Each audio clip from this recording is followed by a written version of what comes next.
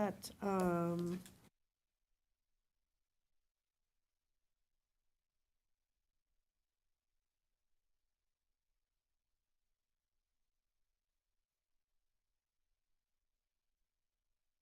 we're ready when you are. He happens to be lucky because he's the only one. All right, ready to go? Yes. I would like to call this meeting to order, and we're here for a regular meeting of the San Diego Water District, meeting here at 5 p.m. on Wednesday, February 21st, 2024. Can we please take roll? Yes. Board Member Lyons, Present. Board Member Ehlers, Here. Board Member Hinsey, Here. Vice President Kranz, Here. President Blackwell. Here. Record will show that all members are present, and San Diego Water District Board members do receive an independent stipend of $100 for convening Water District meetings pursuant to San Diego Water District Resolution Number 89-07. And since you did have 2 meetings today, it's just the $100 covers both meetings. All right, will you please stand and join me in the Pledge of Allegiance? Ready?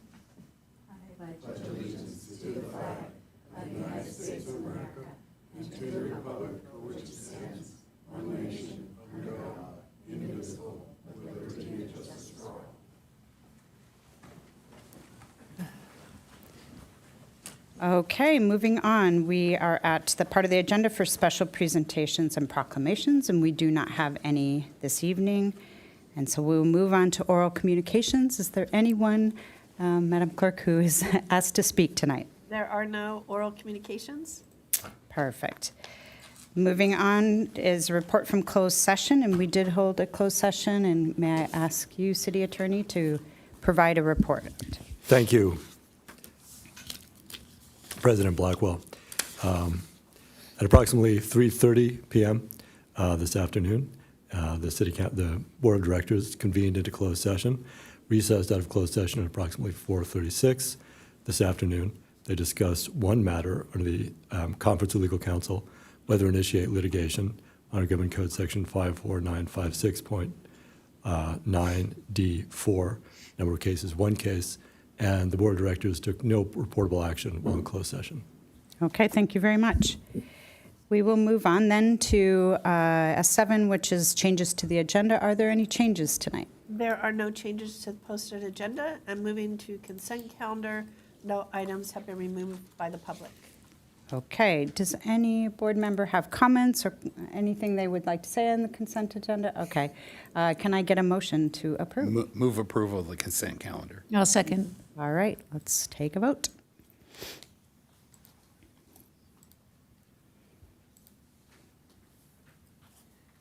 And the motion does carry unanimously. Okay, let's move on to the action items. And the first one we have tonight is 10A, which is a presentation of the draft report of the Water District's 2024 water rate study. And the recommended action is to direct staff to schedule a public hearing on April 17th, 2024, in compliance with Proposition 218, to consider adopting the new water rates and changes. With that, I'd ask if we can get a staff update or report. We'll turn it to you. Thank you, President Blackwell and members of the board. Staff is here today to request authorization to issue a Prop 218 notice to customers in preparation for a public hearing to adopt new water rates and service charges. The district aims to perform a study every 2 to 3 years to ensure that the water rates are sufficient to meet the revenue requirements to fund the operating and capital costs of the water enterprise. The district's last 3-year rate study was completed in September of 2021, and the resulting adjustments were implemented in 2022, 2023, and in January 1 of 2024. In August of 2023, board members authorized staff to enter into an agreement with Raftelis Financial Consultants to perform a district water rate cost of service study. The 3 biggest issues facing the district that Raftelis was tasked with addressing were, number one, the loss of the district's cheapest source of water from Lake Hodges due to the DSOD restriction on Lake Hodges Dam. The loss has resulted in a tremendous increase in water purchase costs paid to the County Water Authority, as the district must replace the cheap source of water with more expensive raw water to meet customer water demands. Number two, along with the loss of local water, is the district's contractual obligation to pay its share of repair or replacement costs of the dam. Replacement cost estimates are expected to be in the hundreds of millions of dollars. Lastly, the district's infrastructure, which was built in the 1950s with an estimated 75-year life, is now reaching the end of its useful life. The aging infrastructure can compromise system reliability. Therefore, replacements must be undertaken, requiring a significant increase to the district's CIP budget. In November of 2023 workshop, staff and Raftelis presented the district's long-range financial plan with these three issues in mind. Based on the direction from that workshop, a revenue adjustment scenario was developed and presented to the board on January 17 of 2024. The scenario included revenue adjustments to charges for both potable and recycled water. The FY 2025 charges are set using the cost of service analysis and do not equate to increasing the current rates by the revenue adjustments. I will now turn it over to Steve Gagnon of Raftelis to discuss the potable and recycled water rate scenario. Thank you, Mary. Good afternoon, directors. The direction I've received is that to try to stay on the shorter side of this presentation, because you've seen two prior presentations that are not identical but very close to this one. So the goal today is to present the final financial plan, rates, and bill impacts, and then as Mary said, they're seeking direction on whether or not to move forward with a public hearing. Couple of slides more for the public than for the board, simply defining what is a rate study. It's a financial planning process to set rates that makes sure that your utility is financially viable. The rate study can consider community values, and examples of community values are conservation, affordability, and fairness and equity. And lastly, it must be legally defensible. So why would a district or city do a water rate study? Simply put, we have to make sure that your rates are keeping up with your costs. The water district is an enterprise fund, meaning it's a self-funding enterprise. It's not like other government services like police, fire, and park, which is funded by tax dollars. The district is funded by customer rate revenue. It's essentially a not-for-profit business, and that rate revenue pays for everything: O&M expenses, capital, debt service, reserve funding, and of course, by law, Prop 218, rates must be based on the cost to operate and maintain the system. So why do rates need to be adjusted? Mary touched on that a little bit. The first reason is inflation, especially electricity costs. I pasted a graph of electricity in the San Diego-Carlsbad region here, and you can see in May, which was right after COVID, just ballpark at 29 cents per kilowatt hour, and in late 23 it was, call it 47 cents. I think that, if I did my math right, I think that's an increase of 62%. So many water districts, pumping is a big portion of their costs, so electricity cost really matters. Mary talked about your wholesale water purchase costs and the loss of Lake Hodges water. The Lake Hodges Dam repair has decreased local water, and that increased your costs and has affected the cost allocations, which we'll see in a second. And then lastly, 2023 was a very wet year, and when it's wet, people don't use water as much, and that means lower revenue for all water districts. And this is a reminder that just generally speaking, across the country, water and wastewater rates are outpacing CPI. So sometimes people think, well, if we just raise rates in line with CPI, everything would be fine. But because of the pipes and infrastructure that is coming due for repair across the country, water and wastewater rates are going up faster than CPI. So a rate study has 4 steps. We're done step 3. We're on to step 4. We're looking for final approval to do the report and the Prop 218 notice and move on to a public hearing. So first we'll talk about the financial plan, which discusses how much money do we need. And often people want to know what if we didn't do anything. So this slide simply shows no changes to rates. And on the bottom there, you see 2 graphs.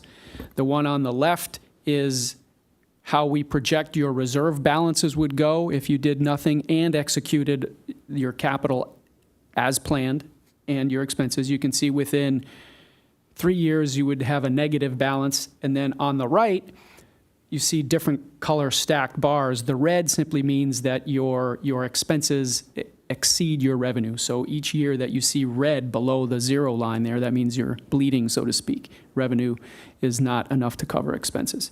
So therefore, as we discussed, well, actually, maybe in a slide. So when we do a financial plan, we have to plan for reserves. And this slide simply reminds us what we're planning for. You have an operating reserve, which is 25% of expenses. You have a capital reserve. You have a rate stabilization reserve. So when you add those 3 up, just roughly speaking, over the study period, it averages around 17 million in reserves. And the table at the bottom there gives you a rough idea of how much each of those adds up to, with an average of 17. So we have to plan for reserves when we do a financial plan. We have to plan for capital projects. This is the same CIP that you saw at the last presentation. And so this is the same revenue adjustments as last time. We're proposing for your water enterprise, the first year revenue increase would be 9%, and that's to adjust to this loss of Lake Hodges water, and then after that it would be 12 and 12. And as we discussed last time, your recycled water is, we're just finding that the recycled water costs aren't going up as much as potable, so there are slightly lower revenue adjustments for recycled water. And on the bottom graph there, you see the green bars are your reserve balances. So fiscal year 27 is the last year of the study. You can see you would fully meet your operating reserve and you'd be, let's call it 80% of the way to hitting your O&M and capital reserve. So let's talk about what it means for rates. These are not identical, but very, very close to what you saw last time. And we'll show you, so we're simply, on the left here is your current charge, your fixed charge, and then it goes up a little bit every year. And then you have recycled water in the bottom there. So we're proposing for 1 year, your recycled fixed charge would stay the same. So that's why it goes from 52 and change to the same for the first year, and then it would go up. And then you have private fire charges in the upper right. Then you have volumetric rates. These are very close to what we showed you last time. You have you have a single family class, a multifamily class, and then 4 non-residential classes. And recycled water would go down for the first year, but then go back up in the following 2 years. So that's a lot of numbers, and what people want to know is, well, how's my bill going to change? So that's what the next few slides is about. And here's a reminder that just remember that those revenue adjustments that I showed you is not the same thing as bill impacts, because we do something called the cost of service analysis, which is some math that allocates your costs. And as we discussed last time, changes to your water sources, which namely Lake Hodges, has impacted the bill customers, especially those who use water mostly in Tier 1. Because you're just getting less of Lake Hodges water. So that means that the rate for Tier 1 is going up quite a bit, and that's affecting Tier 1 customers. So here are the bill impacts for single-family customers. It's very close to what was presented to you last time. In fact, if it's changed a little bit, it's a little bit better for the customer, if you will. It's a hair lower than what we showed you last time. So I'm just going to point out your average customer there which is 22, a bi-monthly use of 22. Their bill, this is bi-monthly. Yes, it's bi-monthly. Their bill would go up $26 for a change of 15%. And it's a little more or less depending on how much you use. And then you have the rest of the single-family customer classes there. And again, if you use, if most of your use is in the upper tiers, then your bill impact isn't as great. So that's why you see this single-family ag, their bill impact is 5%, because, you know, they use a lot of water, 70 HCF, and the upper tiers isn't changing as much. So that's single-family. Then we have multifamily in this graph. And again, the same thing applies. If you use a lot of water in the upper tiers, your bill impact is not as high. And then to finish it off, we have your non-residential classes. So ag and commercial, institutional, and landscaping. And all of these have uniform rates. They're not tiered. So the change in their rate is not as much as tiered rates, because remember, tier 1 is the one that's being impacted the most. So I think we have recycled less left, and recycled is going down in the single digits. And I think lastly, everyone wants to know how they compare to their neighboring agencies. So this graph shows how you compare. You're the light blue. You have a current and proposed, and I just want to say that this is a snapshot in time, right? And so come July 1st, when you actually implement your rates, other agencies are also likely doing studies. In fact, we're working for Olivenhain right now. So it doesn't take much for Olivenhain to come July 1st move, and you will actually move down one if it matters to you. Just something to know. This is a snapshot in time. Drought rates, again, drought rates are an option for you. During a drought, people use less water. You ask them to use less water, which affects your revenue, but most of your costs are fixed. Drought rates endeavor to recover the lost revenue to cover those fixed costs after accounting for savings, because you also use less water during a drought. So what this table shows at the bottom here is you have different stages and levels. And so just looking, for example, let's look at level 2 or stage 2, level 2. You would have the option to increase all your volumetric rates by 11%. And same for the rest. So I think that's the end of the formal presentation, and I'll turn it back over to Mary or questions. Thank you very much for the report.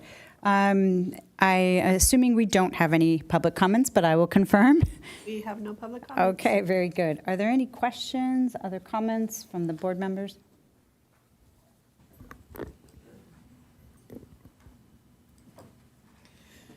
Board member Lyons. Thank you. I have two questions. One has to do with a slide, and I was trying to remember which slide it is, but it's where you were you were demonstrating the rate increases, and it was about the third slide. And I apologize, I didn't know what Third slide in. what number it is.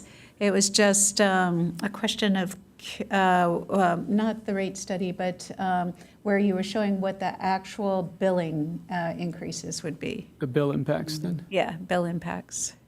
Maybe right? we So went here's a single little family. fast through that. Could you go to the next one? Yeah, and there's multifamily. It's most common for single-family homes to have the 3/4 inch meter, and so that's what this is demonstrating. And well, the one before it, and it's also it looks like it's most common for multifamily to also have a 3/4 inch meter. Is that what that's demonstrating?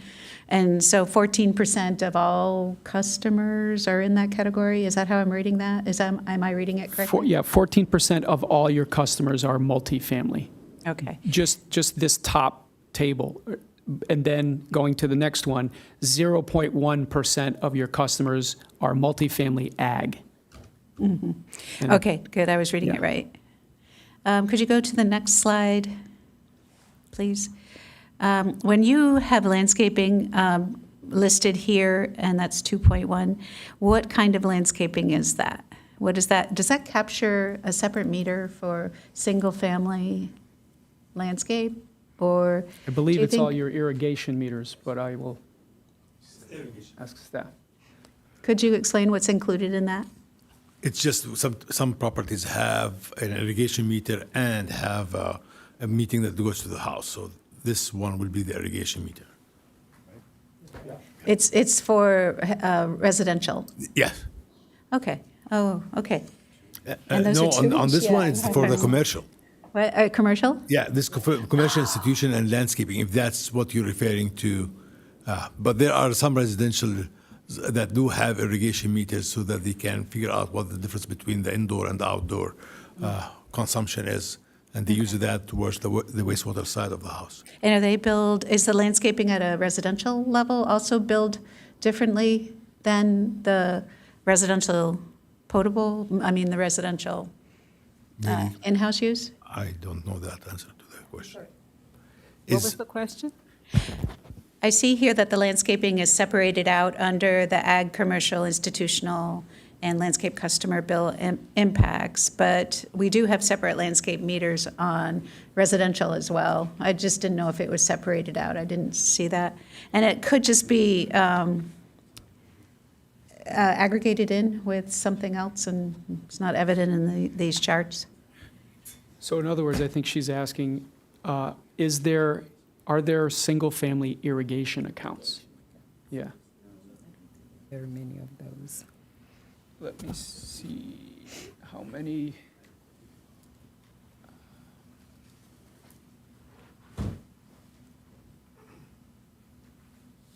I think by the delay in the response, I'm assuming it's not, if we have any, it's not a big number. No, it's definitely not a big number if we Yeah. have any, because yeah. then they would be required to have a portable meter and a recyclable water meter. And that's not a lot common. of customers don't want to pay for double meters on the same property. Right. So you have 8 5/8-inch landscaping accounts. 8? 8.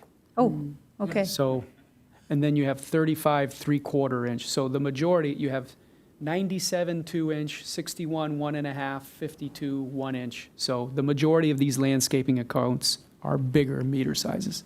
Would those be billed separately at a different rate than the water that's coming into the household? The landscaping Yes. meters? Yes, this is a Okay. different rate. Yes, there's a separate class for landscaping. Okay.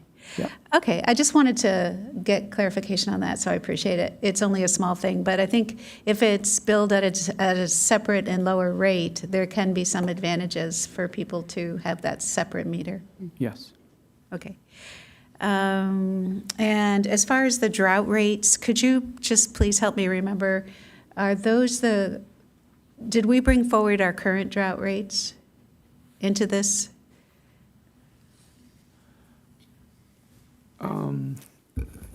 We don't really have at this point in time any drought rates. That was not approved back in 2021. The board did not approve any drought rates back then when we did the rate study. Okay. Yeah. Additionally, the drought rates come into play particularly when there's a statewide drought and the governor declares that the state is in a drought, and so the different agencies are required to cut back on water use.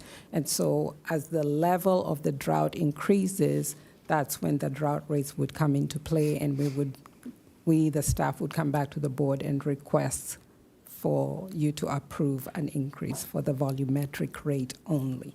Okay, thank you. Thank you for helping me remember what we did back in '21. Okay, thanks. Very good. Board Member Ehlers. Yeah, and appreciate the detailed nature of the report and the cost allocation. First question, the cost allocation is for 218, Prop 218. Is the same methodology you're using here used in other water agencies? Do you use it where you go to other clients? Yeah, pretty much. I mean, but we use your specific data and peaking factors to help allocate costs. But there's what it's called the base extra capacity methodology, and we use that for all clients. Yeah. Okay, great. And you had a tier chart that showed the tier pricing, and I really appreciated that you already gave the comments. I was going to ask about the tier 1 pricing going up so much, and that's tied, as you said previously, to Lake Hodges. If we eventually get a new dam or we get new low-cost water, would there be the potential to reverse those out? And granted, if it takes a whole nother dam, there's a lot of things that have to happen in many years. But so, because I was looking at the current rate, 368 going, and I'm picking tier 1, going up to 627, not quite double. But then I look, can you explain the tier 4 rate going from 887 down initially? Is that also an effect of the Lake Hodges water somehow? It seems like somehow we're saving people money here in tier 4. No, I'd have to look at it, but my gut is things are going to change a little bit from year to year because we use your peaking factors. So, so what might be happening here is that 2023 was a wet year, and maybe people used less water in Tier 4, which means a lower peaking factor, which brought the rate down. Okay. That'd be my first. And it's all based Yes. on this algorithm that you've developed per the law to meet the allocation to that law. Yeah. So, okay, great. Trying to think, was there any? I think I'll make a motion if nobody Right. else. I'll move. What do you see? Are we approving going forward with the 218 rate study? You're approving going forward with staff going forward with issuing the Prop 218 notice to all the customers, and then also to schedule a public hearing for April 17th. Great, so moved.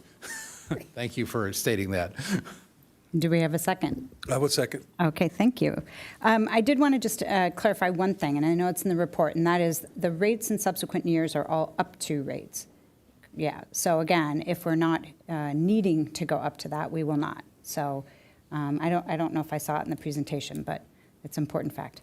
Okay, so I think we can move to a vote. Did you have a comment? Please, I did yes. want to make a comment. I appreciate that this is kind of the work product of a couple of workshops, so we've had a lot of opportunity to discuss all these things. I will say that it is very painful to be in a situation with these increases related to the loss of water from Lake Hodges. We're currently experiencing, El Nino conditions, the atmospheric rivers that would probably have people out there observing water spilling over the top of the dam, and instead the lake is mostly empty, or at least a lot empty, and we're spilling water through our equipment into the riverbed. So super frustrating, but we have to do what's right here and keep the agency operational. So I appreciate the efforts that went into this, and we'll see how it goes with 218. Yep, agree with that frustration. Okay, I think we are ready for a vote. Motion carries unanimously. Okay, thank you very much, and appreciate the report. We'll move on to 10B, which is going to be the San Dieguito Water District fiscal year 2023-24 second quarter mid-year budget report. And Finance Manager Kazunga is going to give us an update, I think. This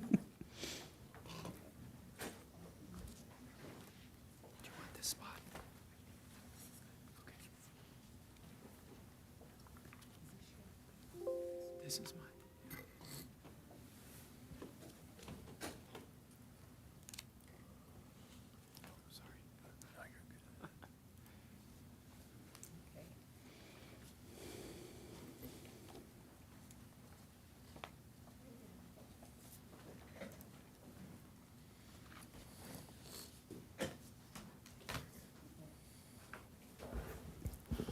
Okay. Again, thank you, President Blackwell and members of the board. The item before you is the district's fiscal year 23-24 second quarter budget report, also known as the mid-year report, with results through December 31, 2023. First, we'll take a look at the district's total revenues through the mid-year.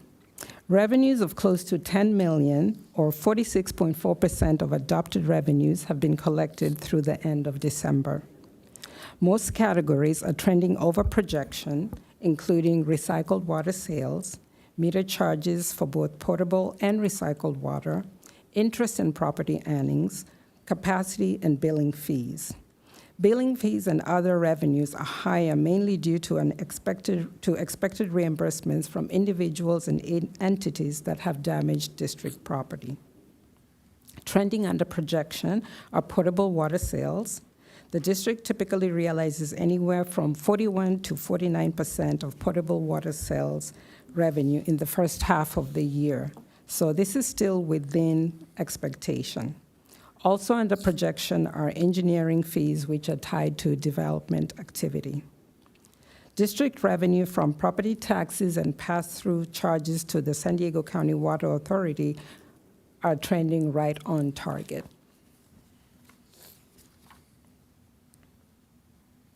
Through December, the district has expended $7.7 million, or 38.4% of its operating budget. Most categories are trending under budget. Water treatment is trending below budget due to the variability of chemicals that are needed, which is dependent on the blend of local or untreated water that is received from the Water Authority. Potable water purchases are trending below budget simply due to a timing issue with when the invoices were received. Both the materials and supplies and contracts and services categories typically start the year slow and see most of the expenditures occur in the second half of the year as needs are assessed and purchases are made. Debt and finance expenses are related to the payment of minor refunds to customers. Most district vacancies have now been filled, causing salaries to be very close to target. The internal cost allocation, which are scheduled payments to the city for services that are received internally, is also trending on target. Trending over budget are benefits due to the district CalPERS unfunded accrued liability payment, which is usually made in the first quarter of the year. And recycled water purchases are trending over budget as they typically do this time of year, as it includes the warmer, drier summer months. Some highlights from the district's other funds. Through mid-year, $970,000 has been expended on capital projects, and principal payments on both debt issuances have been paid out of the debt service fund. Lastly, in our fleet replacement fund, some planned replacements for this fiscal year have finally been initiated after being impacted by supply chain issues. Staff is requesting 2 adjustments to the fiscal year 23-24 operating and capital budgets. 2 field technicians were approved to be added in the district during the budget adoption. The district would like to add to its fleet an electric truck that will be used by the 2 new technicians. The estimated cost for the truck is $66,000, but due to savings of about $28,000 that have been realized in the fleet replacement fund, staff is only requesting an appropriation of $38,000, which will be added to the savings to purchase the electric truck. This will be an addition to the fleet, hence the need for new appropriations rather than paying entirely out of the fleet replacement fund. The second adjustment requested is the closure of CIP number CW22G. In FY 21-22, $50,000 was appropriated for a recycled water retrofit loan that was anticipated to be requested by a local HOA within the district. Subsequent discussions with the HOA management have indicated that they are not ready to move on the retrofit project. Staff is therefore recommending freeing up the funds and returning them to the CIP fund balance. And should the HOA in the future indicate their readiness to secure the loan, staff will return to the board to seek new appropriation of funds. In conclusion, staff is recommending that the board approve the two recommended amendments by adopting Resolution 2024-01. That concludes my presentation, and staff is available if there are questions. Great, thank you very much. And again, I assume we do not have any public comment? Okay, good. And we have questions. Board Member Ehlers. Yeah, on the report on page 6, you show the vehicle descriptions and the new F-150, electric F-150, and it looks like it's replacing one, but I thought you just said it's a new appropriation and not a replacement. So I was trying to understand which is it, or am I misunderstanding the chart? The ones listed in the report are the ones that the board adopted or allowed for us to purchase this fiscal year. The new appropriations, the $38,000 that we're requesting, will be an addition to the total district fleet. So there hasn't been any funding collected for it, as it's not a replacement. And so did we already then buy vehicle number 391? That's a different vehicle than we're talking about tonight. A very different. Okay, yeah. thank you. This would be a brand new one. Okay, any other questions? Okay, Board Member Lyons. Thank you, President Blackwell. I have a question about a detail on page 2 of your report. Let me make sure I've got the right page. Yes, page 2 of 13 of the report in our item. There's a chart in the middle of that page that shows the description of expenses, the 23-24 budget, the mid-year actual revenues, and so forth. Something just jumped out at me, and I was wondering if you could provide a little bit more background on it, and it's the billing fee change. We projected that the full year budget for that would be $25,355, and at mid-year we're $34,984. And on the next page it states that the billing fees, if I'm reading this correct, are late fees and charges related to customer accounts, and that they're trending above target by 138%. And I was wondering if there's a backstory on that. Is there some sort of anomaly that's happening this year that's causing the billing fees and late fees to be so much higher? Not particularly. Some years we have to chase customers a little bit more, continue sending them reminders and giving them calls, telling them, okay, your bill was due, your bill was due. And so at some point, we have to slap on that late fee. And so there seems to have been a little bit of an uptick this year in terms of the late fees and delinquent fees, just because customers are not rushing to pay their bills. And then other years, they'll be really good and immediately walk in and pay their bills or go online and pay their bills. So then at that point, we're usually trending lower. So it's something that fluctuates, but it's not something that generates a lot of income to the district. Are we getting any more communication from our customers about having trouble and challenges in paying their bills? Is that more now than it has been typically? Do you mean post-COVID? Yeah, post-COVID. Not necessarily. I think we also have a core set of customers that usually we have to keep chasing them every 2 months. As you know, we bill every 2 months. And so there are certain customers that just typically lag behind in terms of just coming in to pay. So we usually anticipate that we're going to have to give them a call a few times, but they've never indicated that they're in need of assistance, and we're always, whenever we do call them to let them know that they're late on their payments, we do reach out and ask if they need any kind of assistance, if they need referrals to assistance programs. They usually let us know that, I just forgot, or I was out of the country and it slipped my mind. So there hasn't been any any firm or any increase in the number of people that are having difficulty in paying. Thank you.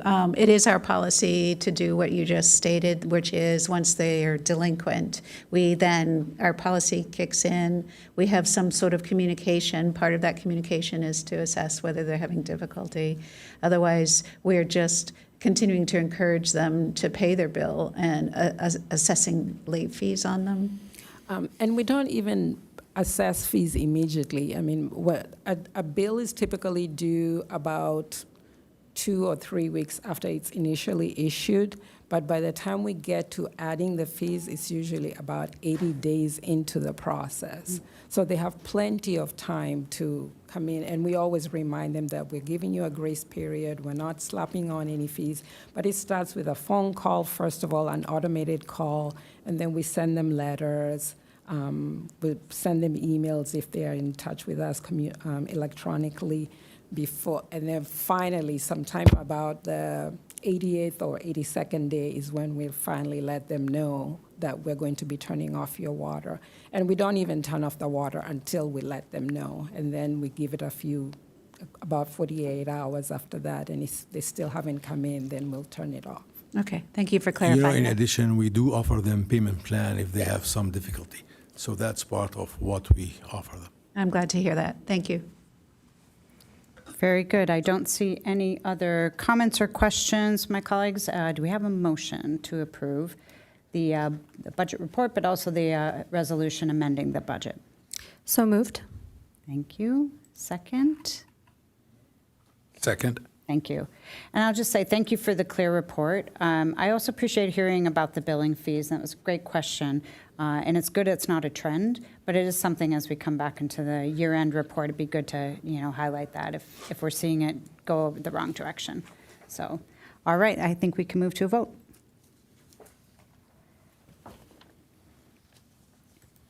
Motion carries unanimously. Okay, thank you. So moving on, we have no informational items, and so I'll move to board member reports pursuant to AB 1234. I have nothing to report. Nothing to report. Nothing to report.